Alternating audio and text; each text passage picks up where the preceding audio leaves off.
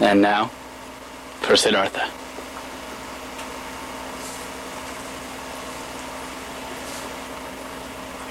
Hi, I'm Siddhartha. Join me on the journey to peace, the story of my life.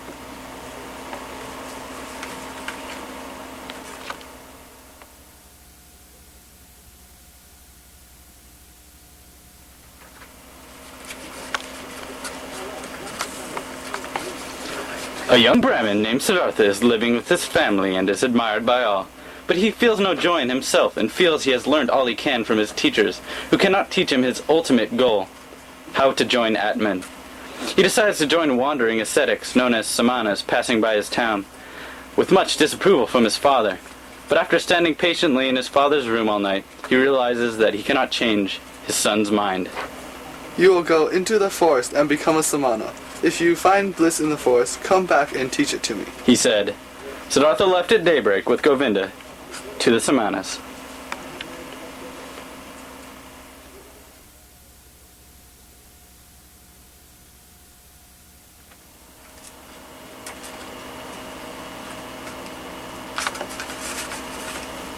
Along with Govinda, Siddhartha is accepted by the samanas and wanders through the world with nothing but loincloths, fasts for days on end, suffers the weather without flinching, and learns self-denial enough so that he can transport his soul into other beings.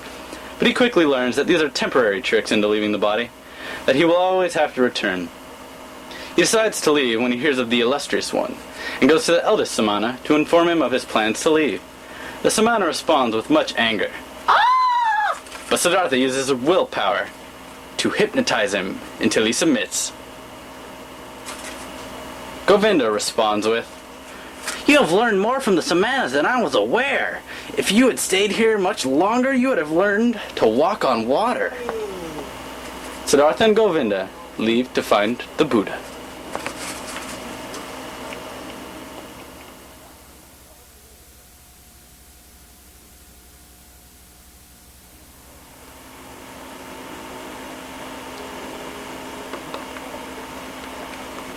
Siddhartha and Govinda leave to find the Buddha. They find the Buddha. They sense the peacefulness surrounding him. After hearing him speak his teachings, Govinda is so affected that he chooses to swear allegiance to the illustrious one. "I'm a Buddhist monk." Siddhartha chooses to create his own path and leaves his friend. But before leaving, the Buddha warns him. You are clever, O samana. You know how to speak cleverly, my friend.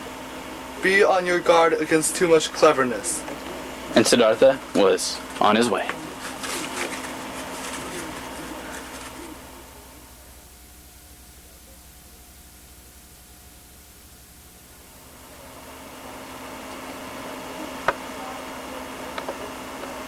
While walking one day, Siddhartha has a realization. He wishes to get away from himself, yet he knows nothing about himself. So Siddhartha decides to listen to what his inner voice tells him. And now he must start his life anew. The wondrous features of the natural world attract his attention, as they never have before. That night, Siddhartha slept in a ferryman's hut, and had a strange dream of Govinda turning into a woman. That morning, the ferryman takes Siddhartha across the river, and gives him a bit of knowledge.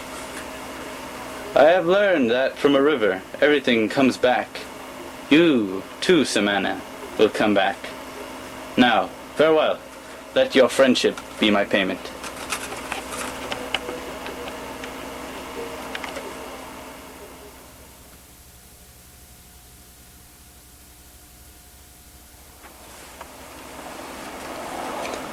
Siddhartha left the ferryman and passed through a village and saw a young woman named Kamala alongside her unfenced grove. He greeted her and felt that he had to get to know her, so he went into town and got his hair cut and oiled the next morning. He met her in the grove in the evening.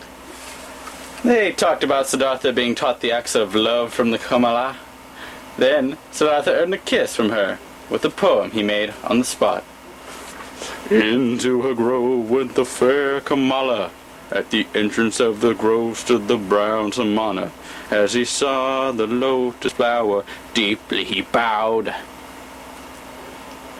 Smiling acknowledged Kamala. Better thought the young Samana to make sacrifices to the fair Kamala than to offer to the gods. Oh, that's so beautiful. Mwah.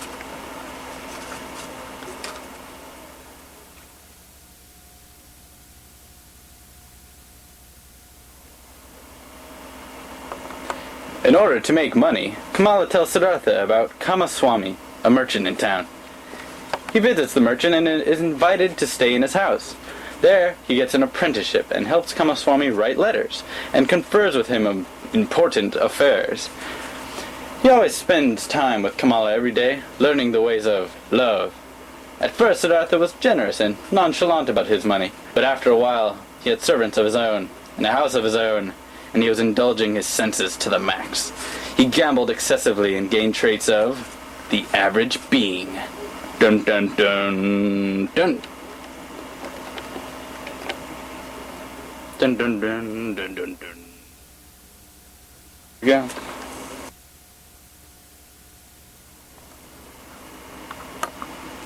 One night, Siddhartha has a dream.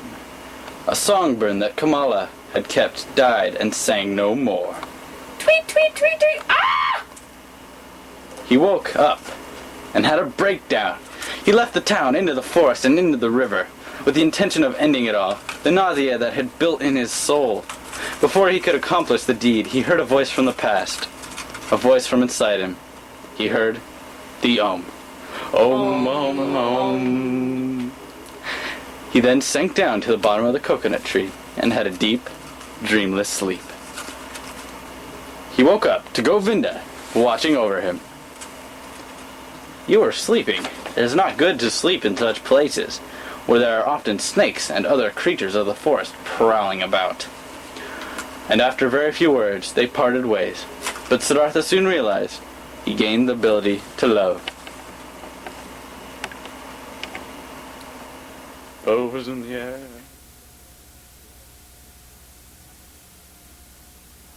I'm Siddhartha. Siddhartha decides he will stay by the river and begin his new life. He is invited by the ferryman, Vasudeva, to stay one night and to tell him of Siddhartha's travels.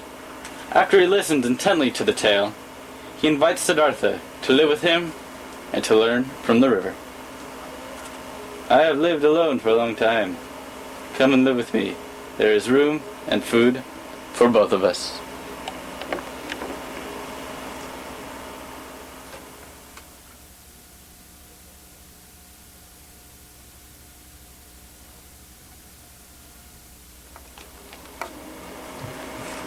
News of the Buddha's illness brings Kamala back toward the river. She travels with hers and Siddhartha's son, when she's suddenly bit by a snake. Ah! Luckily, she's brought into the hut by the ferryman. There, she recognizes Siddhartha and tells him of his child. She dies later and is buried by Vasudeva and Siddhartha. Why should I be sad? I, who was rich and happy, have become still richer and happier. My son has been given to me.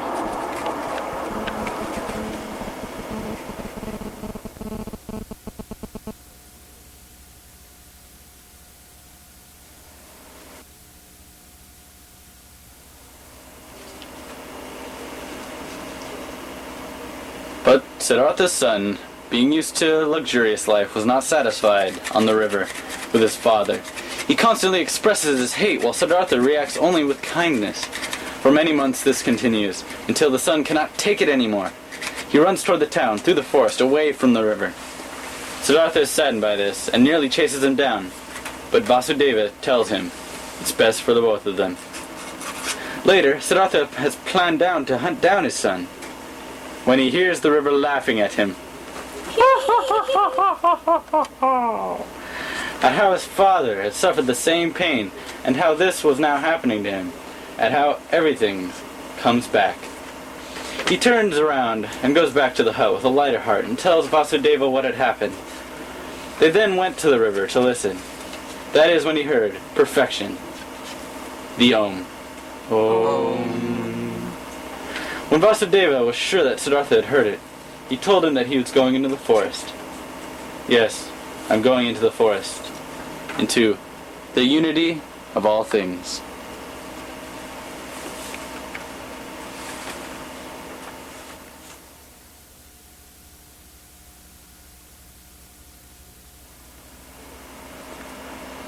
Govinda comes back to see the ferryman who has gained such a reputation.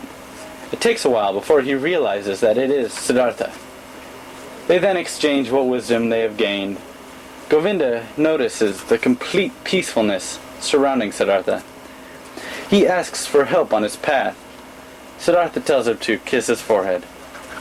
This is when he saw not only the face of Siddhartha, but the faces of many, the faces of all.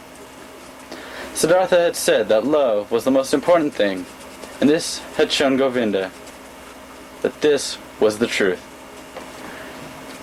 But I think it is only important to love the world, not to despise it. Not for us to hate each other, but to be able to regard the world and ourselves, and all beings with love, admiration, and respect.